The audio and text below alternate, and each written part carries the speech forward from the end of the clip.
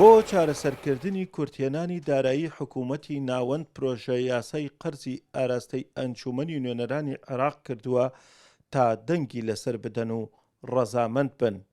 پەرلەمانتاران دەڵێن ئەو پرۆژەیە کەم و کورتی زۆری تێدایە و دەبێتە بارگرانی بۆ سەروڵات.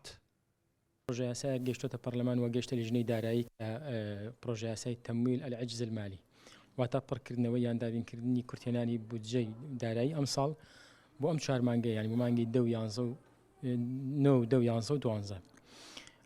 ئەوەی کە تێبینیمان کردو تەمان تا ئێستا پرۆژە یاساکە تێبینی زۆری لەسرە لەبەر ئەوەی خەرجەکانی یەکجار زۆرە کورتێنانێکی یەکجار زۆری تێدایە و قەرزێکی یەکجار زۆر دەخاتە سەر حکوومەت بۆ پێی خەرجی ئەم چەند مانگە بە نزیک 56 تریلیۆن دینار خەمڵێنراوە و حکوومەت 16 تریلیۆن دیناری هەیە نزیکی 41 تریلیۆن دینار دەبێت قەرز بکە.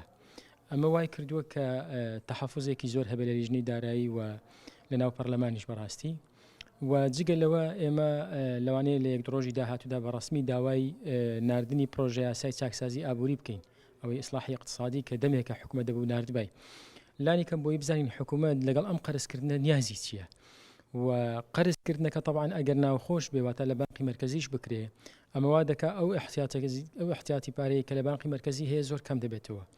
ونحن طالبنا أن يكون هناك إصلاح اقتصادي ورقة إصلاح اقتصادي مع الاقتراض. ئێمە داوامان کردووە حکوومەت وەرەقەیەکی چاکسازی پێشکەش بکات یان چاکسازی ئابووری بکات لە کاتی وەرگرتنی قەرزی یەکەمە.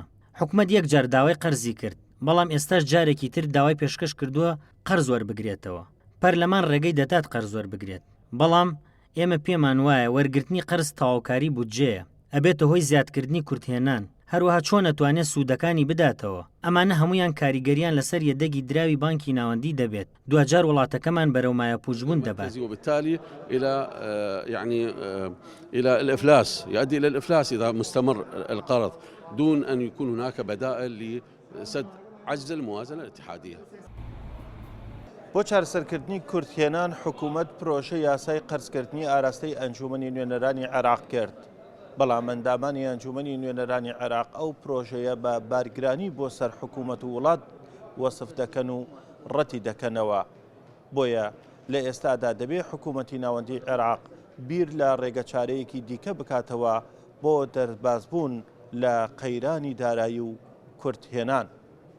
بە مۆشەخانی گەلی کوردستان، باغداد.